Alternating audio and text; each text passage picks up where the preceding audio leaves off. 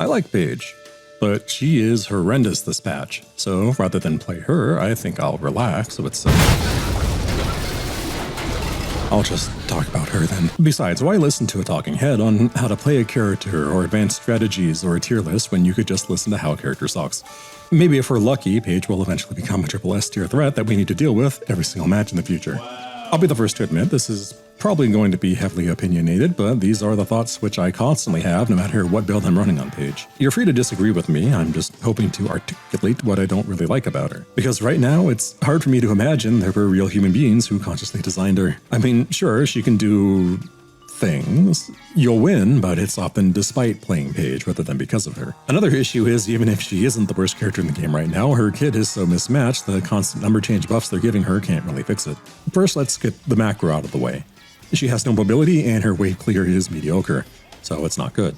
Now, I want to actually start with Paige's more appealing abilities and go into how her kit is just kind of nonsensical in its current state. Maybe I can share what I'd like to see too. The big thing is her barriers, which sucks because it's the most interesting part of her kit, at least for me. Look at this. Here's Paige with the current best healers, Kelvin and Rem. They're all the same level and have the same skill investment, and all of them have Boundless Spirit. Rem and Kelvin have Healing Booster, and Paige has Guardian Ward, since both are greens with the same price. Their target is just a Mo. He's at the same level, but doesn't have any items. Kelvin's grenades heal for 440 with a 20-second cooldown. With an extra charge, he heals for 880 after 7 seconds. Keep in mind, it can heal multiple people and also functions as an attack, and because it's a charged ability, it has access to more cooldown reduction than usual. Rem's heal at minimum health is about 1,500. We'll just say it's 200 more than Kelvin's heal, with the benefit of being shared with anyone in line of sight. Rem's heal also gives him effectively a second Boundless Spirit, heals him, and then boosts item range duration by 35%, and he can reduce his cooldown by 5 seconds for every pillow he throws. And then there's Paige. Paige gives a 480 shield that lasts 7 seconds, unless you are not the direct target, in which case it only gives a 360 shield. And it is very easy to accidentally give this to the wrong person. But if she decides to use Guardian Ward, she gives a single person a 730 shield. So a temporary 7-second shield with less health than other supports can heal for, that gets melted pretty much instantly.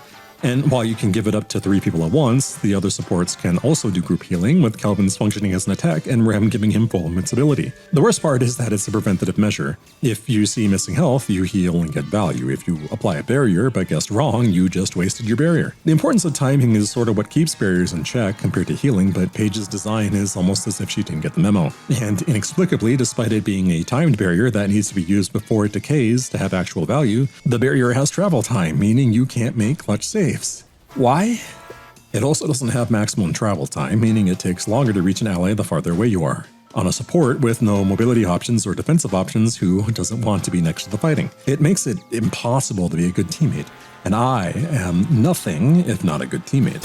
Ow! Oh no, I keep falling. Oh no, I'm gonna fucking die. I want to compare Paige's barrier to other barriers. Everything is the same again, same level, Boundless Spirit, same spirit investment. Now, just a reminder, the dedicated Give Barriers to People character Paige is currently giving a 480 shield with a 28-second cooldown. By comparison, Celeste gets a barrier at 400 every 11 seconds that silences. Wraith gets one at 550 every 15 seconds with a teleport. Warden gets 600 every 18 with debuff resist and speed, and Doorman gets a 460 shield, which can be shared and lasts twice as long as Paige's barrier, with a teleport and a cooldown that is effectively shorter than Paige's anyway, and he can give it to the entire team. Now, you could say I'm being unfair to Paige's barriers because it can be applied to 3 allies with diminishing returns, and also it bugs out sometimes and just gives the barrier to you instead of somebody right next to you.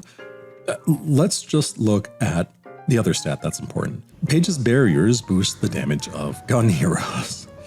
Okay, I'm sure the gun heroes who rely exclusively on gun damage and somehow also don't take damage in combat would really appreciate that. Yeah, that's the other part I forgot to mention. The bonus only functions as long as the barrier is up, so right away I have to ask, what are we doing? We have a bonus that only functions when the barrier isn't melted, but only benefits in situations where it gets melted. This is what I mean when I say it's hard to believe human beings. Let's just do a comparison in an ideal scenario. We need an ally who doesn't miss, an enemy who doesn't attack, and a Paige who has every duration enhancing item in the game. So I'll make a superpowered Wraith and a super buffed Mo. I'll time how long it takes for the Wraith to kill the Mo, starting from when her gun reloads to when Mo's health bar disappears. Wraith getting a Paige shield will be on the right.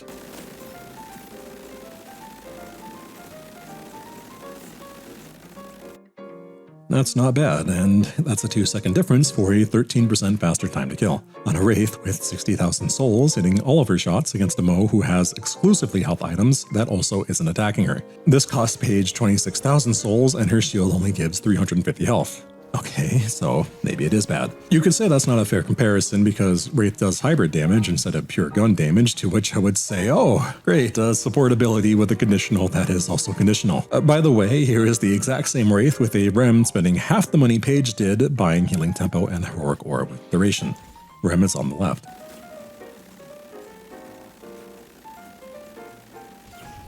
That is an 18% difference between Rem and Paige, which is an even bigger difference between Paige and nothing at all. Great, so Healing Tempo on Rem, of all things, manages to outperform Paige's barriers.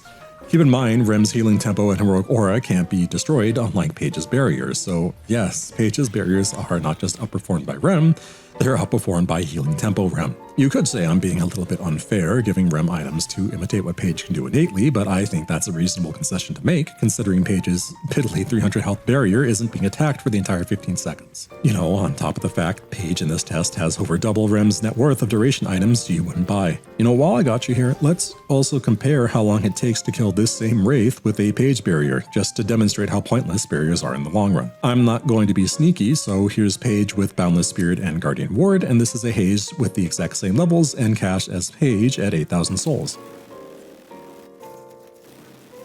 This is a 9% difference in the time to kill.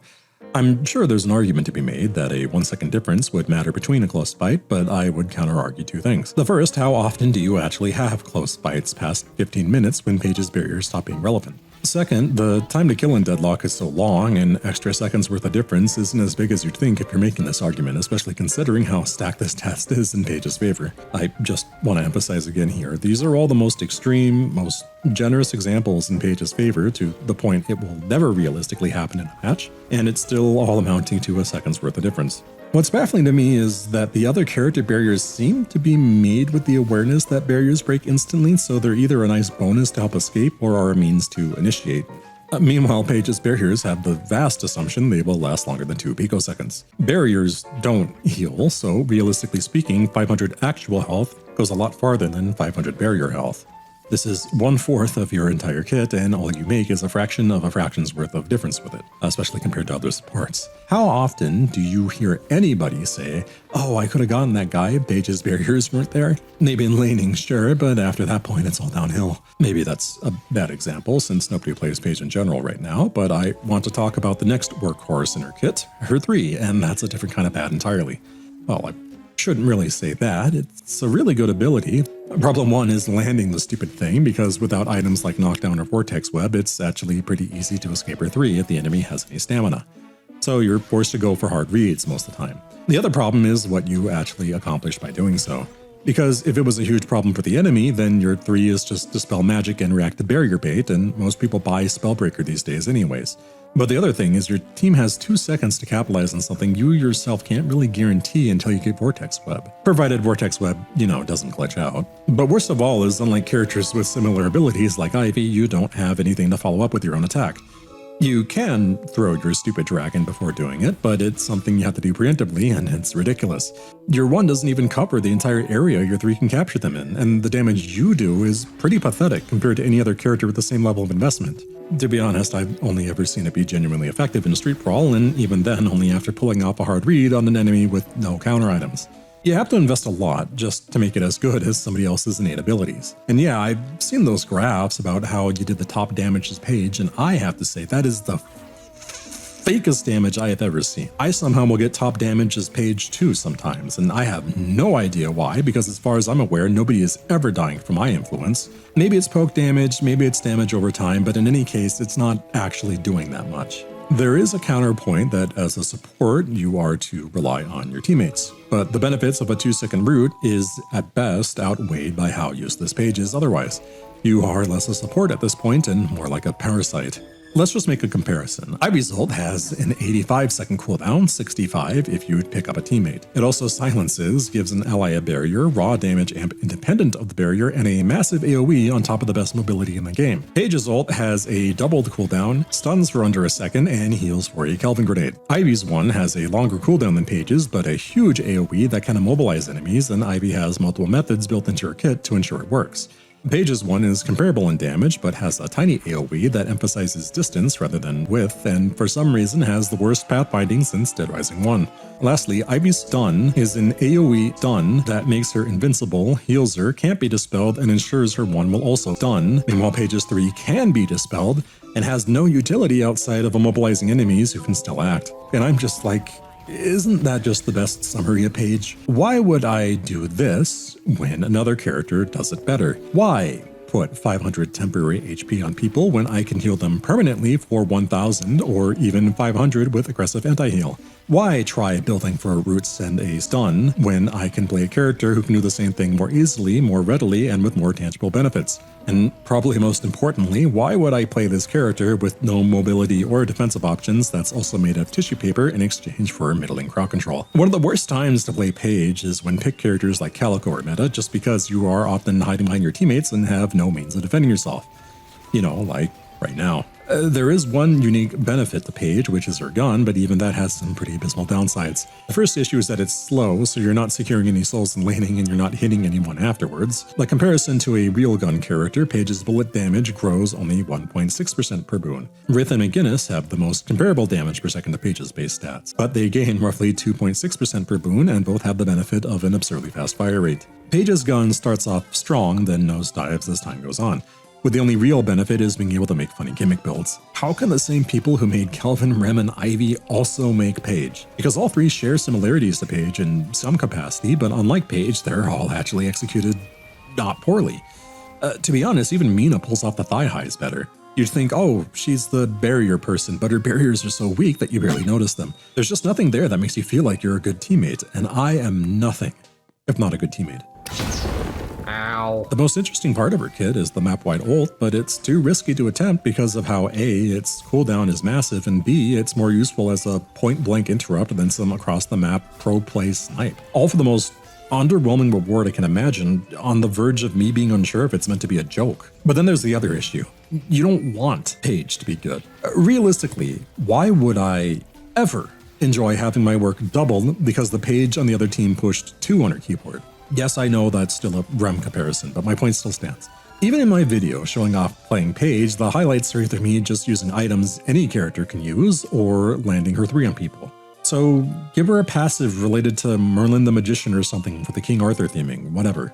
Make it so landing her 1 and 3 or having ally barriers break reduce her item cooldowns.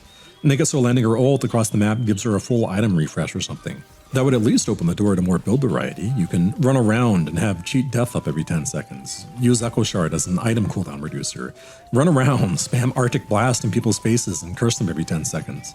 Now she's the barrier lady who spams items. It's not like that's much different from how she's played anyways. Look, if this sounds dumb, then make her barriers permanent and can maybe stack if a person still has the first one. Then you're at least not wasting your time putting barriers on somebody who's not going in, and you have something functionally similar to healing without it actually being healing. Then, I don't know, add some item people can buy that increases damage to barriers. There, now she has a counter. And sure, that sounds overpowered, but have you seen who she's competing with right now? Because right now, I don't know why you would play her. Is it that she has a funny face? I'm not being rhetorical, by the way. I still play Paige, and I don't know why. Anyways, Rem is perfectly balanced. Please buff the other characters, specifically I play.